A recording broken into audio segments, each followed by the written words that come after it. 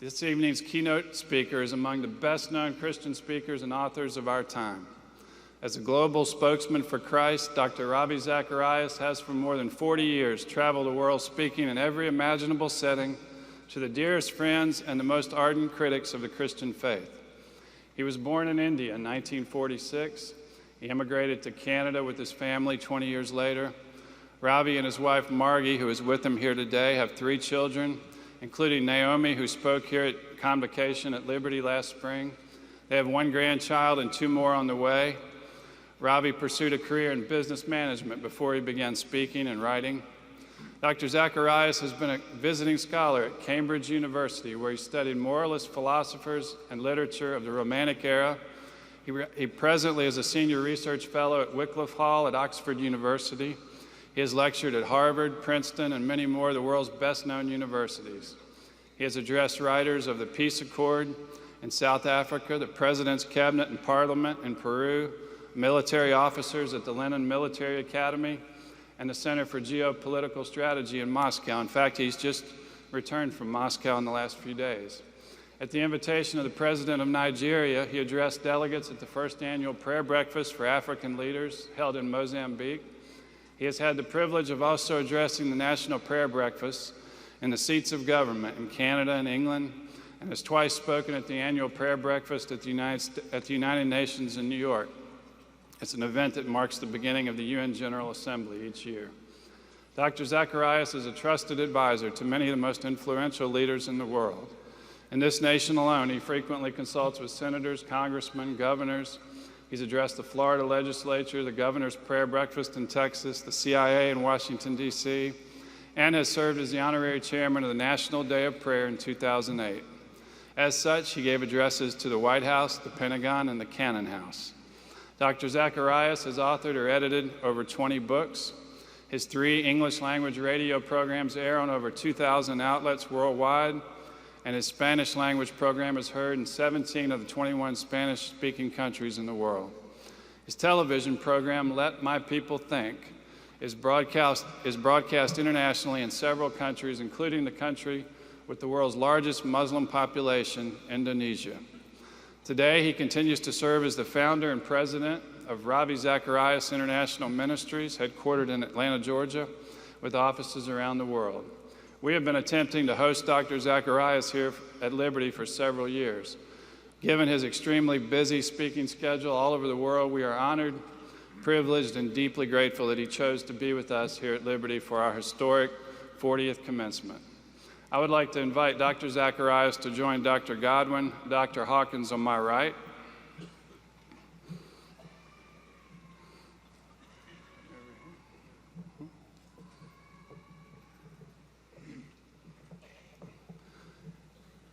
In recognition of your scholarship and your intellectual contribution to the Church of Jesus Christ and your tireless efforts to present the gospel of Jesus Christ around the world, by the power vested in me by the Board of Trustees of Liberty University, the Doctor of Sacred Theology is hereby conferred upon Ravi Zacharias with all the rights, privileges, and appurtenances thereunto pertaining. Sorry. Congratulations, Dr. Zacharias. All right.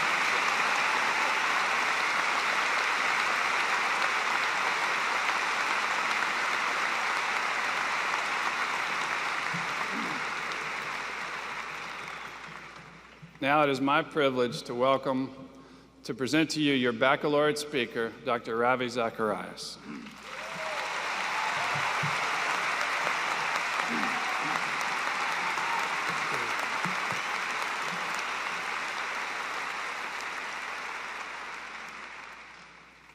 Dr. Falwell, distinguished members of the faculty, ladies and gentlemen, and honored graduates of this great university.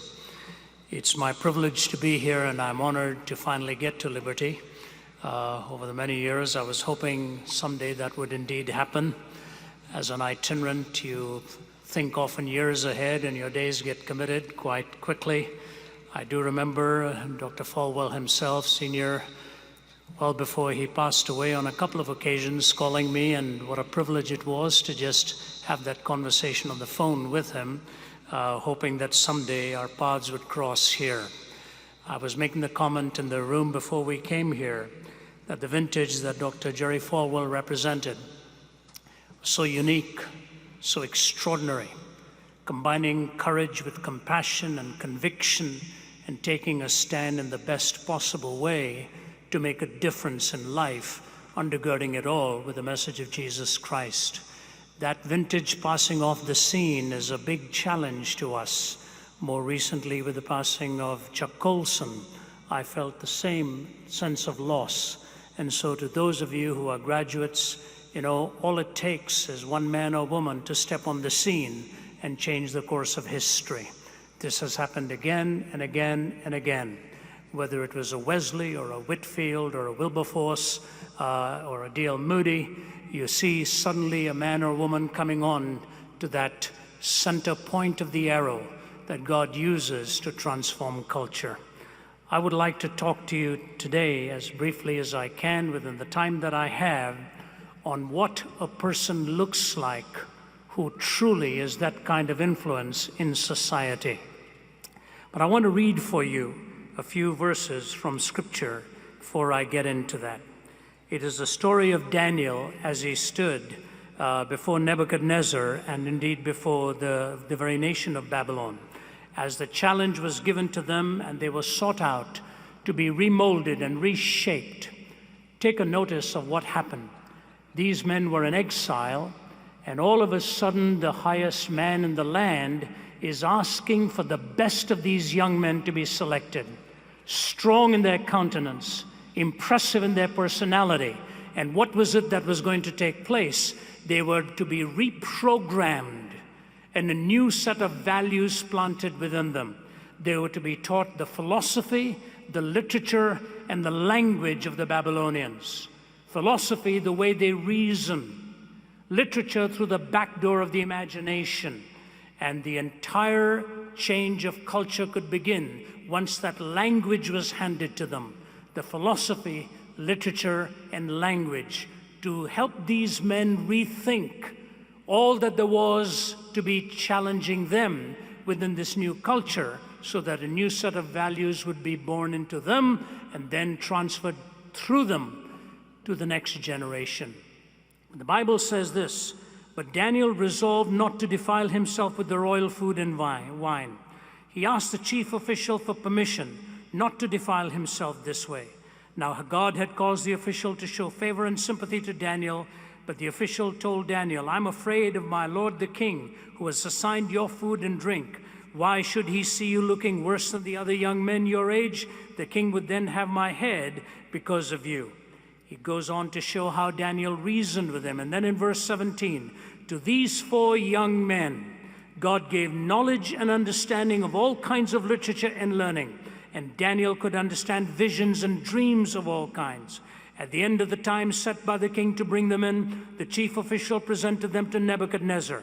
The king talked with them, and he found none equal to Daniel, Hananiah, Mishael, and Azariah. So they entered the king's service in every matter of wisdom and understanding, about which the king questioned them. He found them 10 times better than all the magicians and enchanters of his whole kingdom. And Daniel remained there until the first year of King Cyrus." Percy Bysshe Shelley, the great poet, penned these words, which we are almost seeing unfold even to this very day. He said, "I met a traveler from an antique land who said to vast and trunkless legs of stone, 'Stand in the desert.' Near them on the sand half sunk, a shattered visage lies, whose frown and wrinkled lip and sneer of cold command tell that the sculptor well those passions read, the hand that mocked them and the heart that fed, which yet survive stamped on these lifeless things. And on the pedestal these words appear, 'My name is Ozymandias, King of Kings. Look on my works, ye mighty, and despair. Nothing beside remains round that colossal wreck, boundless and bare, the lone and level sands stretch far away.' My name is Ozymandias, King of Kings. Look on my works, ye mighty, and despair.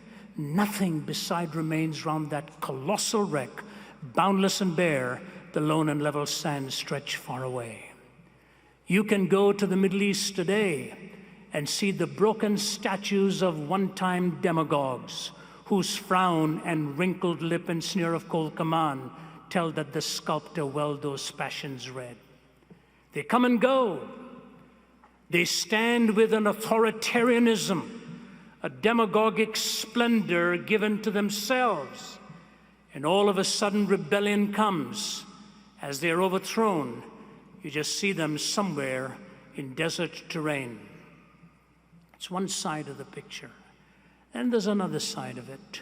Who are the ones who can dare stand before them with the conviction of God's truth and reaching out with a love that God alone is big enough to plant in a heart like that? I just returned from the former Soviet Union in Moscow. Came back 2 days ago. About to leave in 2 days from now to China. And I look at all that those nations represent in demagogues and how they have stood individuals before them who've changed history. In the year 2000, Russia started to release its political prisoners. In the midst of them was a man called Andres Tamas, who had been incarcerated for 55 years. He was a Hungarian. He was talking gibberish. And finally, somebody said, execute him. He is of no use to anyone. But somebody said, at least bring in a psychiatrist to examine him before you choose to execute him. So they went and brought a Hungarian psychiatrist. He stayed with Thomas for a few days, and he came out and said, you know what? He's not insane. He's not talking gibberish. He's talking an old Hungarian dialect. You have nearly driven him insane. You brought him in here when he was 20. He has now lived in near solitary confinement for over 50 years. Give him back to us. We will make him well. Andres Tamas was put into a wheelchair and being taken out. What do you think was the first request he made? If you have not heard the story, the first request he made was for a mirror. He had not seen a mirror since the age of 20. He looked into the mirror for a fraction of a moment and then turned it away, buried his face in his hands, and sobbed uncontrollably. What do you think it would be like for over half a century not to look at your own reflection in some way? You start off in the robust virility of youth, and now you're a wizened old man looking at all that time has extracted and exacted from you. You know, we take for granted a mirror. We get up every morning, do our necessary ablutions, put on innocent forms of disfigurement, and we walk out of there to look like what we wished we did. And yet, when you come back from a long journey, you realize you actually resemble your passport picture much more than you resemble anything else. It's true. Is there a mirror for the soul? Is there a reflection that you can glean, that you can gain of what God intended for you and me to look like, to stand before the powers of our time? And how best is a life like that framed? I want to take you tonight to look at one man like that. His name was Daniel, and he knew where to draw the lines. And to those of you about to graduate, on the eve of that graduation, you're drawing one line today. You're crossing over all the discipline of study that you've poured in, and all of the long hours are bringing you this reward of walking away from here with learning, understanding, experience, encountering mentors, and a certificate to remind you what you accomplished during this time. I want to talk to you a little bit tonight about the 3 lines that will be important for you to draw as you proceed from here. And you will learn from Daniel how he marched to a different drummer, the lines that he drew that helped him become a world changer. The first is this: he drew the line of resistance by training his appetite. He trained his hungers. There was nothing wrong with eating at the king's table. He could have had a banquet night after night, day after day, and enjoyed it. After all, he could have seen it as God's provision for him. A few weeks ago, I had a marvelous opportunity of speaking at the State Prayer Breakfast in Honolulu in Hawaii. You know, those are very hard invitations to turn down. It's interesting, shortly before that, the week before, I was speaking in Iowa. And every time people ask me, where were you going? I said, well, I was heading to Iowa to speak at the prayer breakfast. And they said, we'll be praying for you. Following week, they said, where are you going? I said, to the Hawaiian prayer breakfast. They said, have fun. That's the kind of image people have. Go there and have fun. But you know, in the itinerant life, there are these allurements, there are the seductions. Why would one want to go to Saskatoon in February when you can end up going instead to Honolulu and enjoy the scenery then? If you have a resistance to winter, you'd rather be in the Hawaiian temperatures rather than having to get a tired 3 or 4 layers of clothes. We move towards the direction of our comfort. We do. But the important thing is how God reminds us never to get so comfortable with comforts that it is the comfort principle that ends up driving all that you do. Here is a man who trained his appetite, training his longings, training his hungers. And the marvelous thing is this, how he reminded himself again and again that he did not want to get spoiled by all that the king would afford to him and give to him. Instead, he disciplined himself and backed away from even that which could have been all right for him to enjoy, but he resisted it for a greater and a higher call. I want to talk to you a little bit about training your hungers. The truth of the matter is that we make small decisions in the early days of our lives that often can put some deep desires within us that are not good for the long run and the long haul. I remember some years ago when I got a telephone call at 11 o'clock at night. My worldview changes after 9 p.m. I'm an early to bed guy. By 9 p.m., I don't want to discuss anything serious with anybody. I'd rather do it at 4 or 5 in the morning than after 9 p.m. So if anybody calls me after 9 or 9:30, I assume it's pretty urgent. I recognized the voice, and he said, Ravi, you awake? I said, not really. I was awakened by this telephone. He said, can I talk to you? I said, yes. He said, I want you to pray for me. I'm in trouble. I'm in serious trouble. This man was a medical doctor. He functioned in the emergency room. He said, tonight they brought a young woman in, so badly beaten, so brutalized, almost every major bone in her body was broken. And as she was wheeled in by the paramedics, they said, Doc, she's too far gone. There's nothing you can do. He said, I looked at her battered body and I thought, this can't be it. I'm going to do my best to rescue her. He said, I got scrubbed, called my team around me, and he said, the only hope I had was to give a direct heart massage. I slit the side of the rib cage, put my hand into that chest cavity so that I could hold the heart in my hand and keep pumping it to see if I could get some life back there. He said, just turned like blubber into my hands. And he said, I walked away from there and I thought, what happened? Who did this to her? What was it all about? He said, I was washing my hands literally with my eyes filled with tears. And the nurse comes with a bag full of paraphernalia, empties it onto a table, and she says, Doc, you better take a look at this. It was all drug-related stuff, used needles and all the junk that was in that bag. He said, as I was looking at that, I was wiping my hands dry when I noticed, he said, I had nicked my finger when I put my hand into the rib cage. He said, I've cut myself, and I have made contact with terribly diseased blood. And he said, I'm a young father. I want you to pray for me. I said, is the cut deep? He said, no, it's about a paper-thin cut.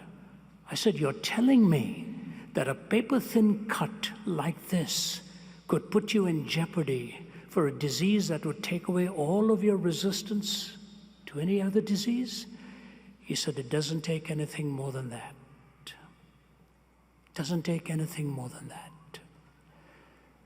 And I thought when I hung up and woke up the next morning reflecting on it, the first thought that came to my mind, first thought, can we put paper cuts to our soul early in life?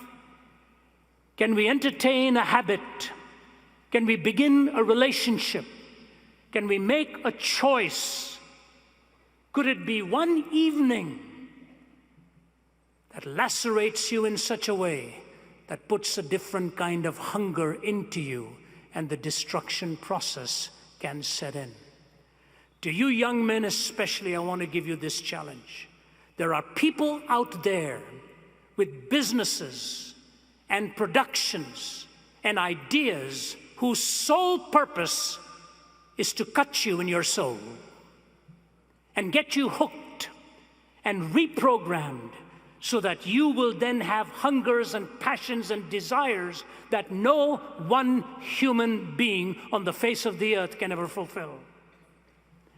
All they end up doing is framing your mind and creating within you a kind of imagination that is ultimately insatiable, never, ever satisfied. In this day of mass communication with computers and so on, we are living with a great deal of danger for our young people. I remember talking slightly about this on one occasion in a university, in a seminary setting in Midwestern Canada. I just mentioned this whole scourge of the pornographic empire. And at the end, when the invitation was given, every aisle in that auditorium was filled with kneeling men, tears running down their faces, wanting to retrain their hungers. My daughter had the privilege of coming here and speaking. Naomi, she works in the rescue of women and children from the prostitution industry. She's been pleading with me to write a book with her on pornography. She says, Dad, if I could only tell you the devastation this thing wreaks. And I have fought it off and fought it off and fought it off because I hate to even get into the research of something like this. Graduates, draw the line in the right places so that you can train your hungers. The second thing was he drew his line of resistance by training his appetite, but he drew also his line of dependence. What is that dependence? To go beyond the reading, to go beyond the learning, to seek wisdom. You see, Nebuchadnezzar did an extraordinary thing. He had this dream again and again. It was a culture in which dreams and visions meant an awful lot. And this repeated dream of a statue with a head and shoulders of gold, the breast, as it were, of silver, the girth made of bronze, the legs made of iron, and the feet of a mixture of iron and clay. And a stone cut out of no man's hand smashes that statue. And he wants to know what this means, what it all means. And so the magicians and the enchanters, very clever, they came one day and said, we will be able to interpret for you because you're threatening our lives otherwise. Just tell us the dream and we will interpret it. He said, not so quick, boys. You tell me the dream as well if you're that capable. And then you interpret it. You know, I grew up in India where we had these palmists and astrologers always telling us our future. I will never forget my mother bringing in one of these palmists to read the palms of my older brother, my two sisters, my younger brother, 5 of us. And he's going around looking at each one of the palm and giving them all these glorious future predictions. Then he holds mine in his hand and he looks at it and he goes, and my mother is standing there. I said, that's it. I'm being confirmed as a loser. And then he looks at me and he says, Ravi Baba, which is Ravi little boy. And then in Hindi he says to me, you're not going to travel at all in your life. You're going to be stuck right here. It was on a day where everybody wanted to go abroad. All I can say to you now is I hope I meet up with him someday. because the only possible career for him is weather reporting.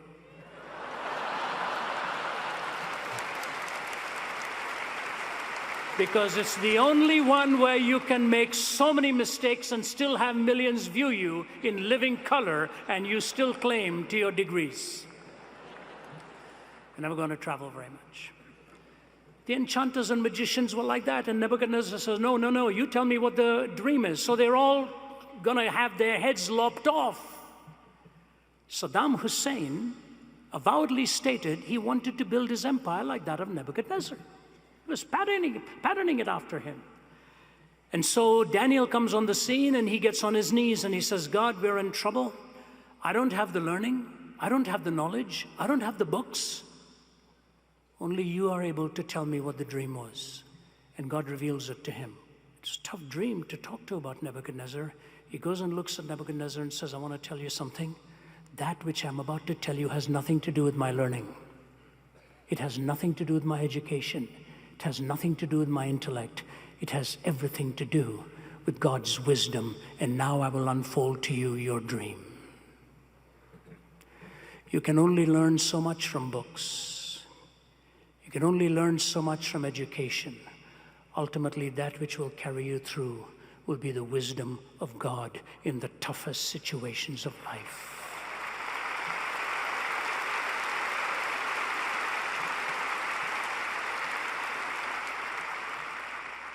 I remember a few years ago, the former Archbishop of Canterbury, George Carey, asked 5 of us men to go with him to meet with the Israeli and the Palestinian leaders to try and bring them together.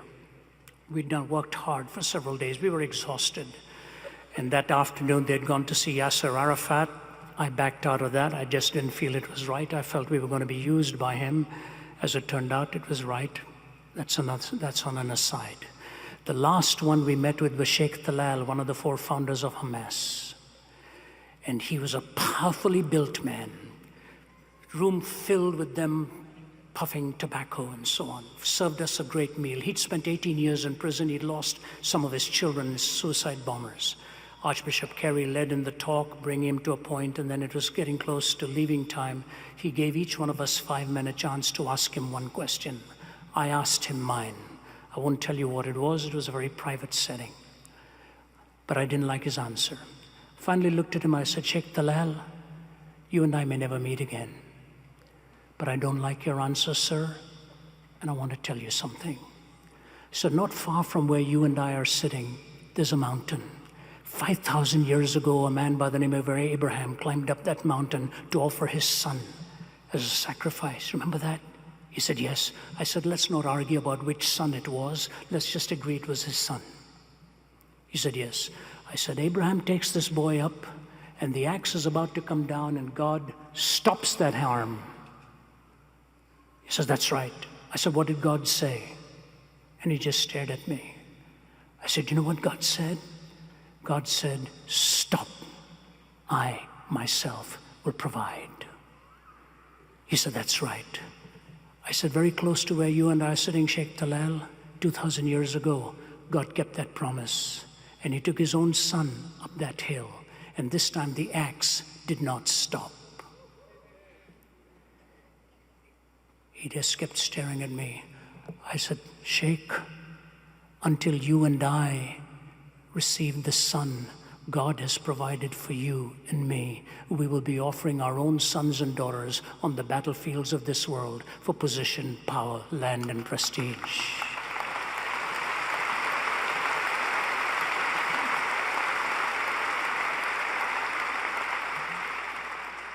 There was such an obvious silence in the room. And the Archbishop said, I think it's time for us to go. I said, brother, I've blown it. I was walking up towards the stairs where we were to head down, and the Archbishop came around me and put his arm around me, and he said, Ravi, that was of God. I said, I sure hope so. I said, I want to tell you something, sir. I'd never thought of that before. It just happened now. He said, it was right. We walked down, and Sheikh Talal is coming at the back, and he runs to get the Archbishop into the car because he was the guest of honor, and then he runs over towards me. I thought, that's it, I'm going to be buried in Ramallah now. He comes over and turns me around, and he looks at me and he said, first patted me on both sides of the face. He said, Mr. Zacharias, you're a good man. I hope I will see you again someday. And he wipes the tear off, opens the car door after giving me a big hug, a kiss on both sides of the face, and helps me in. I don't know if I'll ever see him again, but I do know this much, that in that fraction of a moment, God gave me the privilege with His wisdom to share the story of the cross.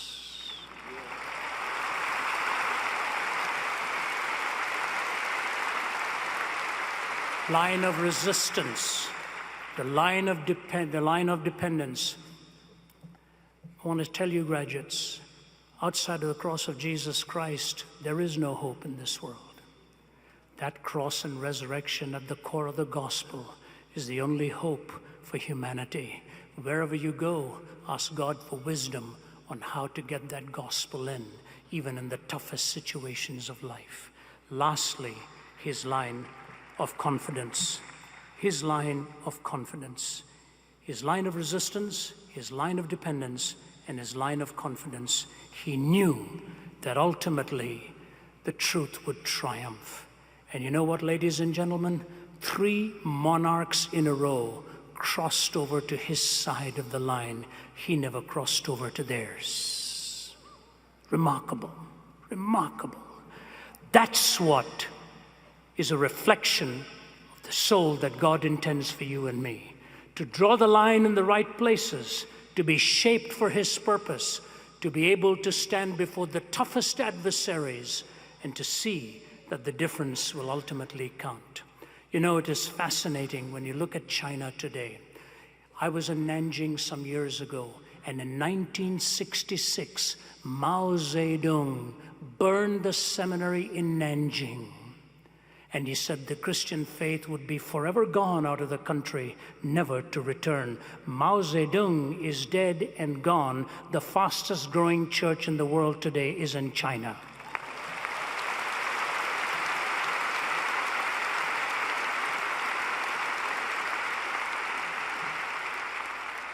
I want to close with 2 very simple illustrations.